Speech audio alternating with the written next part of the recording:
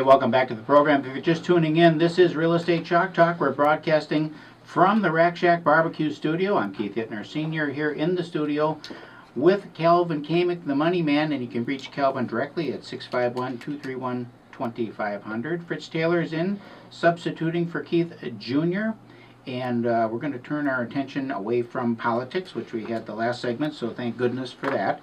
And we're going to talk to Lonnie and Teresa from McDonald Construction.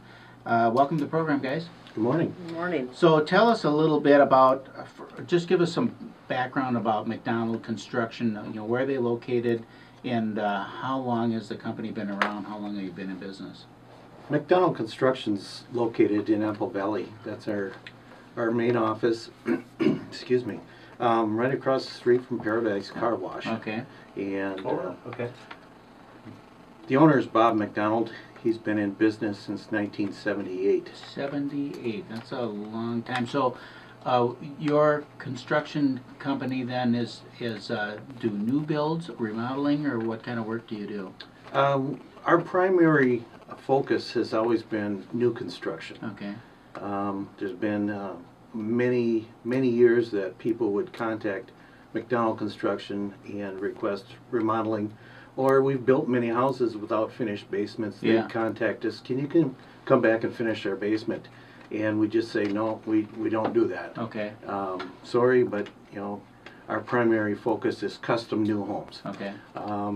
Well, in the 90s, the new home business didn't, it wasn't what it once was, and it was dwindling, and so we decided to capitalize on some of that remodeling that we passed on over the years. And so we started the remodeling division. When was that? In about 2004. 2004. You said the 90s. I did. Yeah. Okay. Yeah. So that when the market turned down. Yes. Well, one of the things that I like, or that I've noticed, because I pay attention, I repped College City Homes for years, and I sold some stuff for Winsman, and sold some stuff for Manley, and I worked with all those guys. I've never actually worked for McDonald, although I knew the Mays and all those guys when they were there. Sure. You guys were a survivor, and it just seems like when everyone else blew up and disappeared, you seemed to thrive and continue on, and we're doing business and building houses and whatnot. So that turned out to be a pretty good philosophy, or pretty good track. Well, I'd like to think we do something right. Yeah. So tell us now it's today. We're back today. And are you guys involved in any land development at all? Do you own land? Do you buy lots? Where do you get the home sites to build on? Bob McDonald purchases lots in new developments, and that's how we get the lots that we'll build on your lot or our lot. So. Okay. Do you find that when the Nationals came in, when the market turned down, because they had deep pockets, so they came in and seemed to buy up everything that was in foreclosure. They just bought everything. And now that is kind of, would you agree that that's kind of moved through the pipeline now? I came from a national builder. Okay.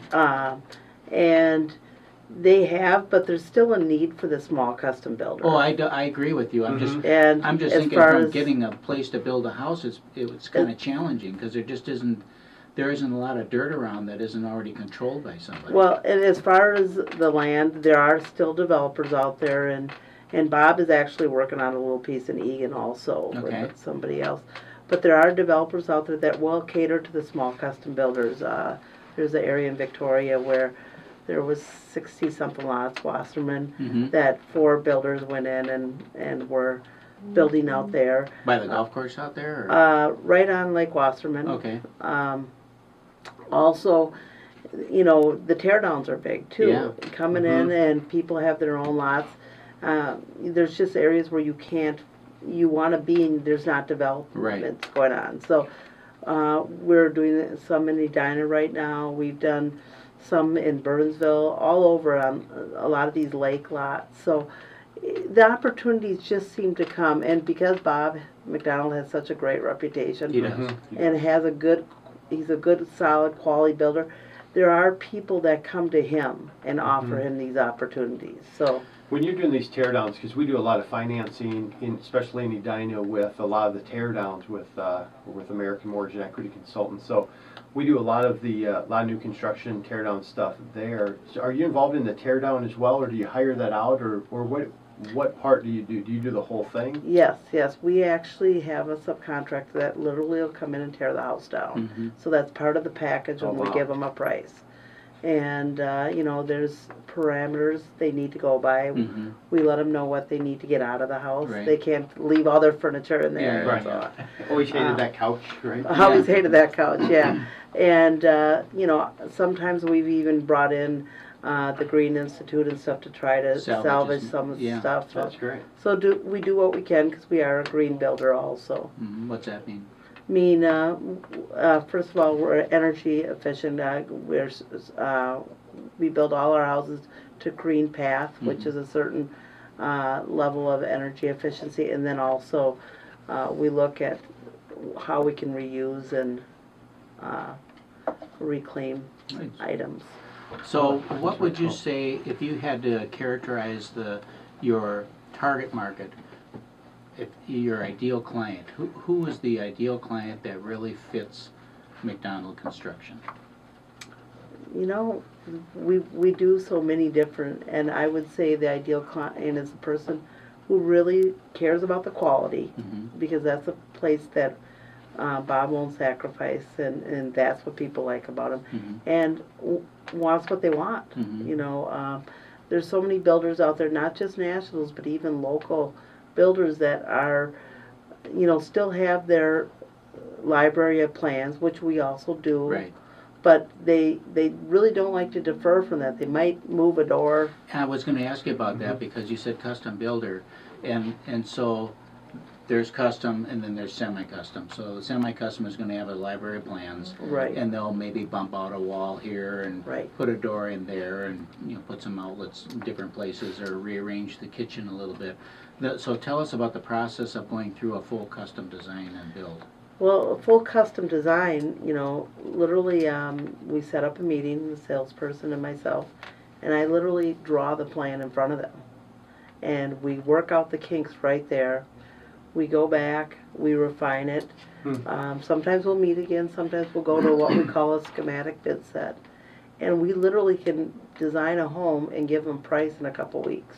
So on your design, then you sketch it out. I get that. Then do you have your own CAD designers in house, or do you job it out to somebody? We have a CAD designer, and then, you know, when we get busy, we have outside sources we use also. Okay.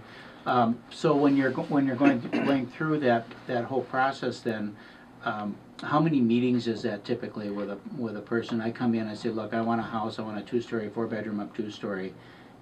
You know, how do you draw out of me what I want, you know, so that I can articulate it? Teresa's very talented in her ability to get people to open up to her. And what's going to help us a lot, and in Teresa's meeting, is if that homeowner has done their homework. Teresa's going to ask the questions as to, you know, what are their family needs, what's their lifestyle, and work around those parameters. And it's fun to see Teresa work in front of a customer and put her ideas down, and to see the customer's face light up it's a joy. When you were talking earlier about the types of clients, is it mainly a move-up buyer that has a home already and then they're moving up, or do you do some first-time home buyer, new builds, or do you find like the first-time home buyer really isn't going into the new construction because of maybe the price range or some of that? And then I'd like you to touch on what are the price ranges that you guys will fall into. For the most part, most of them are move up. We Okay. have had some first-time home buyers. Believe it or not, there are some people that come in with a pretty healthy budget. Okay. First time, because maybe they've, you know, just haven't found that perfect home, and they've waited. What was the next question? I'm sorry.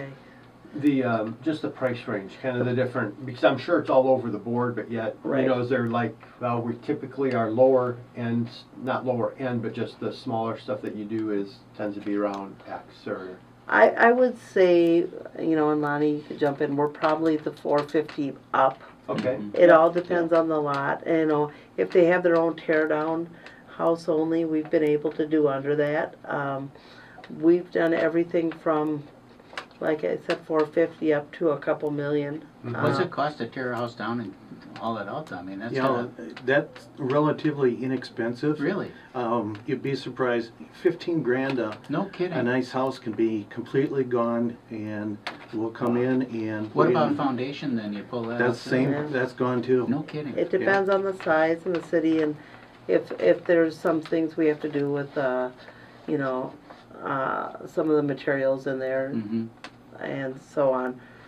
But yeah, he's right there, 15 to 20,000 depending on. We're up against the break right now. When we come back, I want to talk about budgeting process a little bit and kitchen remodels, as well as just your philosophy about the whole interior design process. We'll be back right after these messages.